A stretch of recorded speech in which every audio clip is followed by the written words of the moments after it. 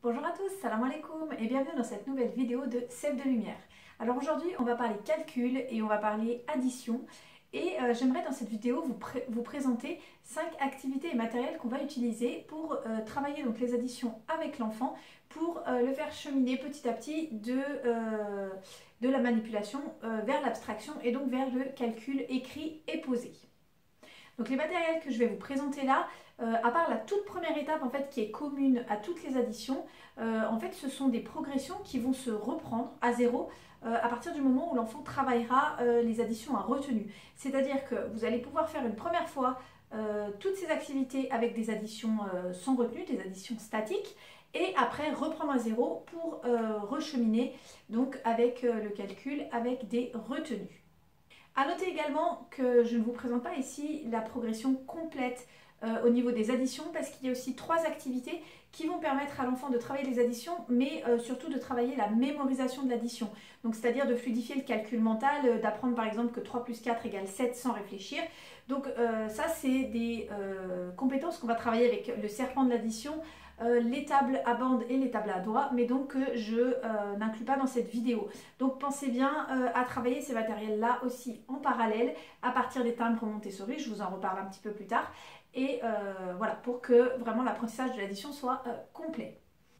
Juste pour information, vous retrouverez sur ma boutique des livrets de calcul, donc pour les additions, triés par niveau justement, avec un premier niveau avec des additions statiques, puis les additions dynamiques avec une retenue, 2 retenues, 3 retenues. Donc si vous cherchez des supports tout faits pour justement progresser avec les différents matériels que je vais vous présenter maintenant, vous pouvez vous rendre sur la boutique, je vous mets le lien en description sous la vidéo.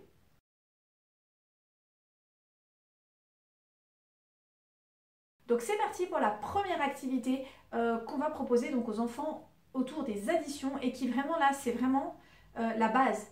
La base c'est quoi? Ça va être de faire comprendre à l'enfant ce qu'est une addition. Parce que pour faire travailler des additions, il ne suffit pas de dire à l'enfant viens on fait ça, ça, ça, plus, plus, plus. Il faut vraiment qu'il intègre ce que c'est et qu'il comprenne ce que c'est. Donc pour qu'ils comprennent ce que c'est, il y a une activité vraiment toute simple à faire. En général, on la fait une seule fois et c'est suffisant. Si vous travaillez en école et qu'il y a plusieurs enfants qui sont prêts en même temps, vous pouvez la faire pour plusieurs enfants, bien que je vous conseille quand même, comme on dit, une présentation c'est pour un seul enfant à la fois. Donc même s'il y a d'autres enfants qui viennent se greffer au jeu, il faut vraiment prendre en considération l'enfant auquel on va présenter donc, cette activité. Donc pour le principe de l'addition, voilà comment ça va se passer. Il faut savoir que là, l'enfant, il a déjà travaillé avec le système décimal, donc il connaît très bien les perles dorées, il sait ce que c'est un cube de 1000, il sait ce que c'est une centaine, une dizaine, les unités, il sait reconstituer des nombres donc à partir des symboles vers les perles. Donc, on va proposer donc sur des plateaux trois chiffres en fait, représentés avec ces symboles-là. Donc là, j'ai pris que 1110, 1, mais vous prenez les chiffres que vous voulez parce que l'enfant les a déjà travaillés avec la construction du système décimal. Et on va lui demander donc d'aller chercher les perles correspondantes. Et ça, vous faites ça sur 3 plateaux différents. Donc l'enfant, il va prendre ces plateaux et il va aller chercher donc le nombre de perles qui correspondent. Donc je vous montre pour celles qui ne connaissent pas. Donc là, nous avons les unités, nous avons les dizaines, les centaines et le cube de 1000. Donc l'enfant sur son plateau de la banque va aller chercher tout ce qui est nécessaire et va donc mettre sur ces 3 plateaux le nombre de perles nécessaires. Ensuite on va reprendre le premier plateau, on va faire donc la magie du nombre avec l'enfant qui consiste en fait à partir des étiquettes et ensuite à les remettre dans l'ordre pour lire le chiffre avec l'enfant. Donc ici on a 1111. Donc on va faire ça pour chaque plateau et ensuite on va les poser sur notre tapis. Donc les perles, on va les poser en fait sur un grand foulard et on va tout mettre ensemble. Et en dessous, donc on va écrire, on va poser ces étiquettes là avec le signe plus. Et on va expliquer à l'enfant que quand on met tout ensemble, on met le signe plus et que ça s'appelle une addition. Et donc pour le petit côté manipulation et pour que l'enfant se rende vraiment bien compte, donc toutes les perles qu'on aura mis dans ce foulard, on va le sous-peser avec l'enfant pour qu'il se rende compte que voilà, là il y a beaucoup de perles. Et donc une fois qu'on aura tout mis ensemble, on va donc recompter les perles qui sont donc sur le tapis dans le foulard, en commençant bien évidemment par les unités, puis les dizaines, puis les centaines, puis les milliers, et donc on va trouver le résultat. Et donc on répétera bien plusieurs fois à l'enfant que de faire une addition, c'est de tout mettre ensemble. Voilà. Donc ça, c'est une première activité à faire donc, avec les perles dorées pour introduire l'addition et faire comprendre à l'enfant donc ce qu'est une addition. Si l'enfant a du mal à comprendre, on pourra le refaire avec lui. S'il a compris, on va pouvoir passer à la deuxième étape.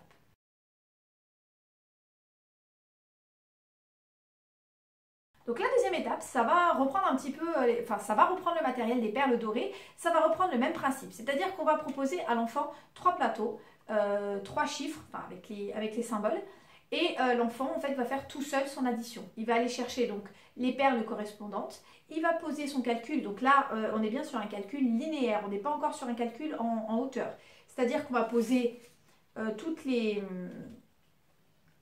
va poser le chiffre, on va mettre le petit plus, l'autre chiffre, le petit plus, l'autre chiffre et le égal. Donc là, on est vraiment sur quelque chose de linéaire et on n'est pas encore sur du calcul vertical et posé. Et donc l'enfant va tout simplement faire son calcul tout seul. Voilà, et donc compter à la fin, écrire son résultat. Donc là, voilà, c'est la même chose en fait que le principe de l'addition, sauf que du coup il n'y a plus besoin de sous-peser dans le foulard parce que l'enfant a compris ce que c'était. Il a juste en fait cette activité-là, ça va lui permettre vraiment de s'entraîner donc au calcul. Donc voilà pour ce matériel des perles dorées. Donc on laisse bien l'enfant s'entraîner autant de temps que nécessaire pour qu'il soit vraiment à l'aise avec cette partie-là avant donc de passer à la partie du troisième matériel, de la troisième étape, donc avec les timbres.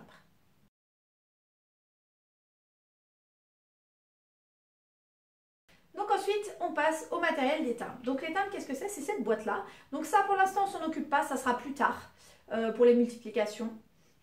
Donc les timbres, c'est composé de petits carrés. Donc vous voyez, avec noté 1, noté 10, noté 100 et noté 1000. Donc vous voyez que là, on est déjà dans une autre étape vers l'abstraction puisqu'on n'a plus le nombre de perles exactes. Mais voilà, c'est un chiffre qui est noté donc sur un carré en bois. Alors, comment ça va se passer avec ce matériel? Donc, vous allez écrire sur un papier. Là, c'est pré-imprimé, c'est les livrets dont je vous parlais à l'instant qui sont disponibles sur la boutique. Donc, vous allez écrire le calcul de cette manière-là. Avec les unités, les dizaines, les centaines, les milliers. Quand vous écrivez, attention à toujours bien commencer par les unités. D'accord? Voilà. Et d'utiliser le code couleur pour simplifier à l'enfant. Donc vous allez écrire et donc après vous allez sortir le nombre de timbres correspondants. Donc vous allez demander dans un premier temps à votre enfant de sortir ce chiffre-là. Donc l'enfant va faire des colonnes avec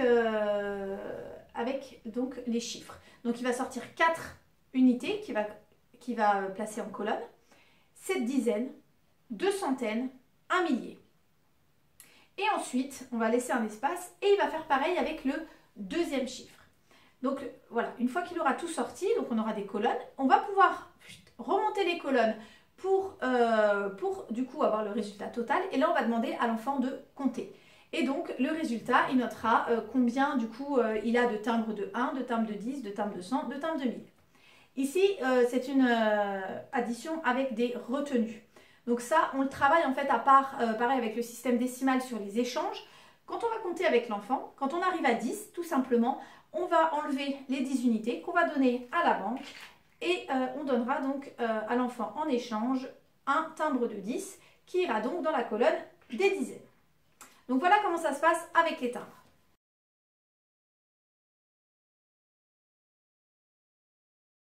Quatrième matériel, quatrième activité que je vais vous présenter dans cette vidéo, c'est la table à points. Alors cette table à points, elle est très peu connue et finalement, moi, ma fille a vraiment beaucoup accroché. Donc comment ça se passe ici? Tout simplement, on va écrire un calcul.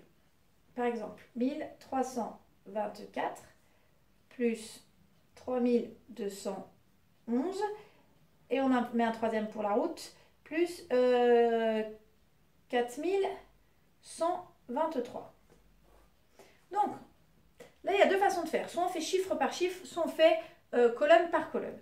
Si on a envie, en fait, ça dépend d'où on est l'enfant et de ce qu'il a envie de faire. Si c'est encore un petit peu tôt, on peut commencer chiffre par chiffre et après, plus il va augmenter, plus il va être à l'aise, on va pouvoir faire ça colonne par colonne. Donc là, on a 4, 1, 3. Donc on va placer 1, 2, 3, 4, 1 et 1, 2, 3. Ensuite, 2, 1, 2, 2, 1, 2. 3, 2, 1. 1, 2, 3. 2, 1.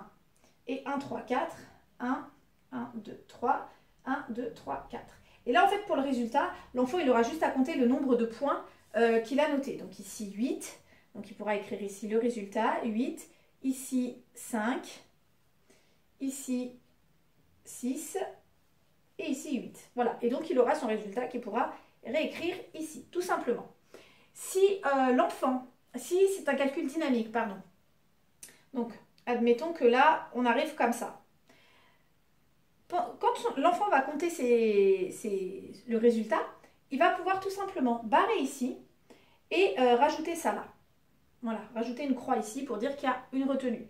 Et quand il arrivera pour compter les dizaines, il rajoutera tout simplement un point, il barrera la croix pour savoir qu'il l'a bien mise et il comptera son résultat. Voilà, tout simplement. Ce matériel, ce n'est pas obligatoire, mais moi, ma fille avait très envie de faire des grands calculs, donc elle en a mis une dizaine de chiffres. Et donc, forcément, ça l'a emmené à arriver dans la case des 10 000. Donc, ce n'est pas du tout une obligation.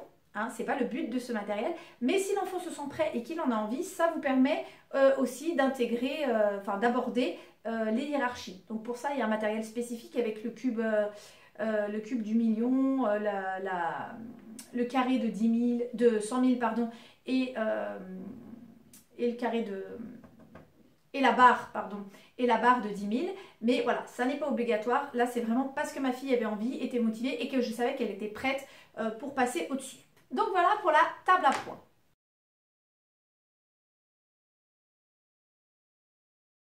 Dernier matériel maintenant que je voudrais vous présenter donc, dans cette vidéo et qui est le dernier maillon avant le calcul écrit, c'est le boulier. Il existe donc deux bouliers. Celui-ci donc qui va jusqu'à 1000 et le grand boulier donc qui va jusqu'à 1 million. Voilà, à la maison, vous n'êtes pas obligé d'avoir le petit. Vous pouvez prendre directement le grand pour des soucis d'économie, c'est pareil. Sauf si votre enfant est perturbé et que vraiment il a besoin de passer que par là et de s'arrêter à 1000 pour pas l'embrouiller finalement. Donc le boulier, comment ça se passe? Par rapport à la difficulté en fait supplémentaire qui va se passer par rapport à la table à poids, c'est que là l'enfant va devoir faire le report dans le calcul. Donc comment ça va se passer? Donc pareil, l'enfant va sortir son premier chiffre, par exemple 5, 30, 70 et 3000. Et ici, donc il va rajouter son deuxième chiffre. Admettons donc que là, l'enfant doit rajouter 7. Donc on va commencer à compter. 1, 2, 3, 4, 5. Donc il nous en manque 2. Alors qu'est-ce qu'on fait? Alors là, normalement, il faut avoir deux mains. Parce qu'on va le faire en même temps. Donc là, on a 10. D'accord? Donc on va tout ramener là-bas, à gauche. En même temps qu'à droite, on sort une dizaine. Voilà, pour faire l'échange. Il faut bien le faire en même temps pour ne pas oublier. Et donc, comme on en était à 5, on sort 6, 7. Voilà. Ici, pareil, on rajoute par exemple 30, 10, 20, 30. Ici, on rajoute 100. Et ici, on rajoute 2000. Voilà. Et donc là, nous avons le résultat de notre calcul. Et donc là, c'est pareil au niveau de la présentation du calcul. Donc, on l'écrit donc, de manière donc, posée de cette manière-là. Voilà. Et donc, l'enfant, après, compte le nombre de billes sur son boulier et écrit donc le résultat ici. Et donc, vous voyez qu'une fois que l'enfant en est là, finalement, et qu'il a bien travaillé avec le boulier, le passage au calcul écrit, ça va juste être une formalité. On va juste donc pouvoir lui expliquer que quand il y a une retenue, on la note au-dessus et voilà. Mais l'enfant, il aura tellement eu l'habitude avec son boulier de faire ses échanges, une fois qu'il aura bien manipulé, le calcul écrit ne sera qu'une formalité pour l'enfant et ne présentera pas vraiment de grosses difficultés à partir du moment où, où la manipulation a été efficace avec les différents matériels que je viens de vous proposer.